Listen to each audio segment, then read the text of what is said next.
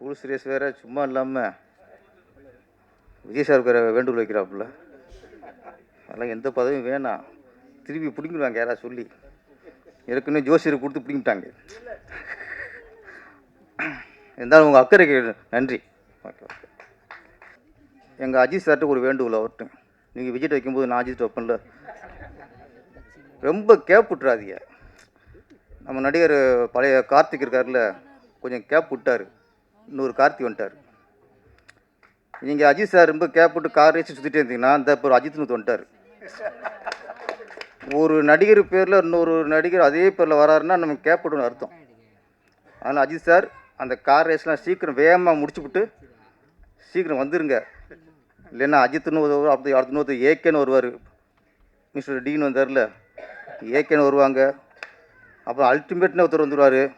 அதனால் சீக்கிரம் வந்து படத்தை ஆரம்பிச்சுங்க. உங்கள் ரசிகர் ரொம்ப அவரோட எதிர்பார்த்துருக்காங்க.